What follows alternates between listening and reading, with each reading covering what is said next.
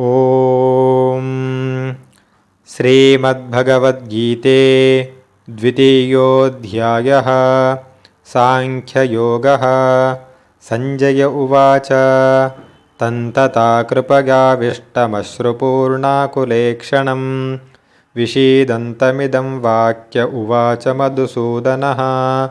श्रीभगवानुवाच कतस्त्वाकश्मलमिदं विषमे समुपस्थितम् अनार्यजुष्टमस्वर्ग्यमकीर्तिकरमर्जुन। क्लैब्यं मास्मगमः पार्थ नैतत्त्वय्युपपद्यते। क्षुद्रं हृदयदौर्बल्यं त्यक्त्वोत्तिष्ठ परन्तप। अर्जुन उवाच कथं भीष्ममहं सङ्ख्ये द्रोणं च मधुसूदन। इषुभिः प्रतियोत्स्यामि पूजार्हा वरिसूदन। गुरून् हत्वा हि महानुभावान् श्रेयो भोक्तुं वैक्षमपीह लोके। हत्वार्थकामांस्तु गुरूनिहैव भुञ्जीय भोगान् रुधिरप्रदिग्धान्।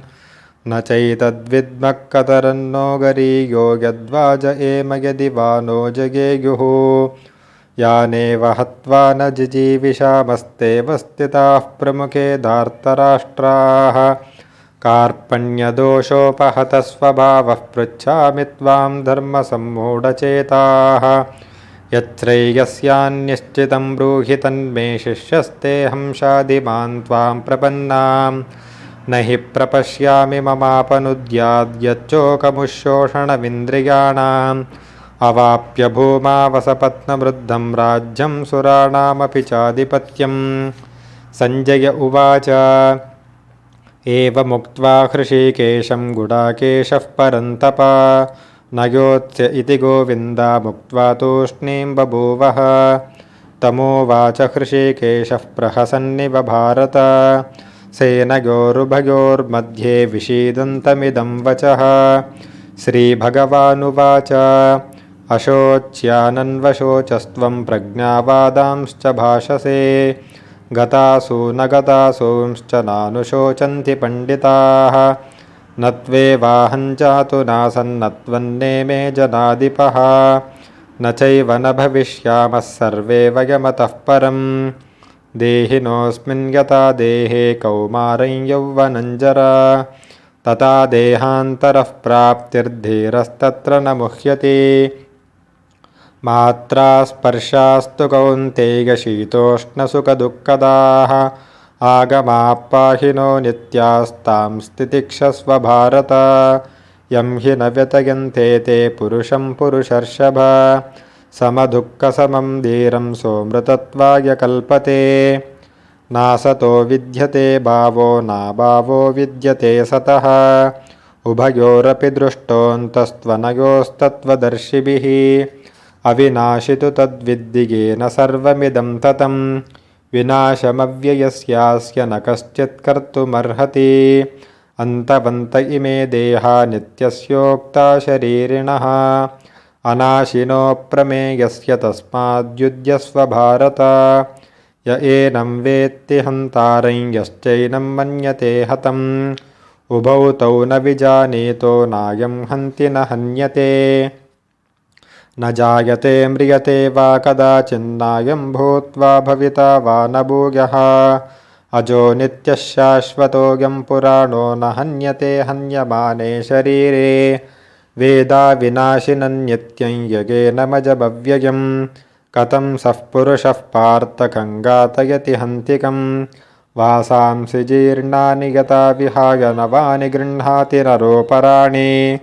तथा शरीराणि विहाय जीर्णान्यन्यानि संयाति नवानि देहि। नैनं छिन्दन्ति शस्त्राणि नैनं दहति पावकः। न चैनं क्लेदयन्त्यापो न शोषयति मारुतः।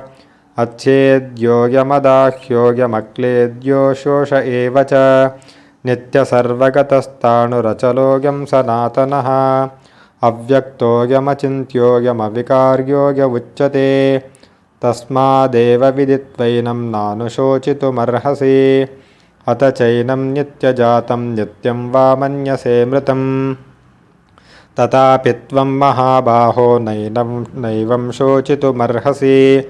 जातस्य हि ध्रुवो मृत्युर्ध्रुवं जन्म मृतस्य च तस्मादपरिहार्हेर्ते न त्वं शोचितुमर्हसि अव्यक्तादीनि भूतानि व्यक्तमध्यानि भारत व्यक्त अव्यक्तनिधनान्येव तत्र का परिदेवना आश्चर्यवत् पश्यति कश्चिदेनमाश्चर्यवद्वदति तथैव चान्यः आश्चर्यवच्चैनमन्यः शृणोति श्रुत्वाप्येन वेद न चैव कश्चित् देही नित्यमवद्योऽयं देहे सर्वस्य भारत तस्मात् सर्वाणि भूतानि न त्वं शोचितुमर्हसि स्वधर्ममपि चावेक्ष न विकम्पितुमर्हसि धर्म्याधियुद्धाश्रेयोऽन्यत्क्षत्रियस्य न विद्यते यदृच्छया चोपपन्नं स्वर्गद्वारमपावृतं सुखिनः क्षत्रियाः पार्थ लभन्ते युद्धमीदृशम्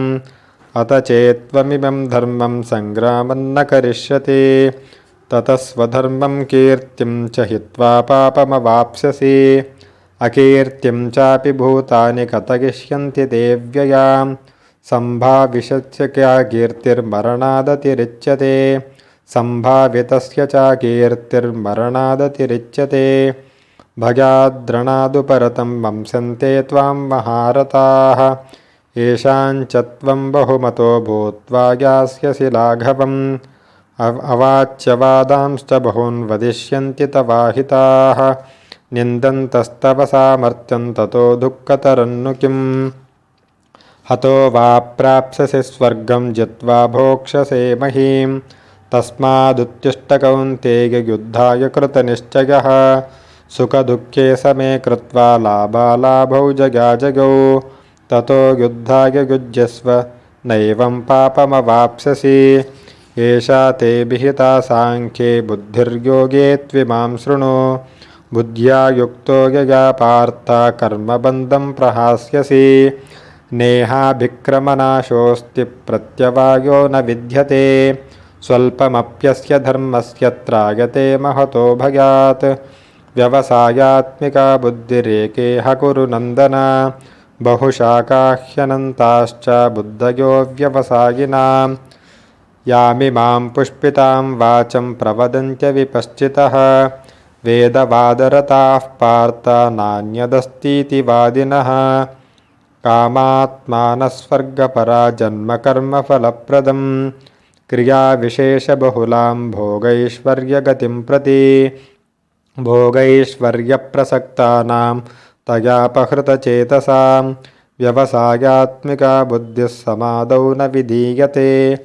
त्रैगुण्यविषया वेदा निस्त्रैगुण्यो भवार्जुन निर्द्वन्द्वो नित्यसत्त्वस्थो निर्योगक्षेम आत्मवान् यावानर्थ उदपाने सर्वतः सम्प्लुतोदके तावान् सर्वेषु वेदेषु ब्राह्मणस्य विजानतः कर्मण्येवाधिकारस्ते मा फलेषु कदाचन मा कर्मफलहेतुर्भूर्मा ते सङ्गोऽस्त्वकर्मणि योगस्तः कुरु कर्माणि सङ्गं त्यक्त्वा धनञ्जय सिद्ध्यसिद्ध्यो समो भूत्वा समत्वं योग उच्यते दूरेण ह्यवरं कर्म बुद्धियोगाद्धनञ्जय बुद्धौ शरणमन्विच्य कृपणाः फलहेतवः बुद्धियुक्तो जहातीह उभे सुकृतदुष्कृते तस्मादुग्गाय युज्यस्व योगः कर्मसु कौशलं कर्मजं बुद्धियुक्ता हि फलं त्यक्त्वा मनीषिणः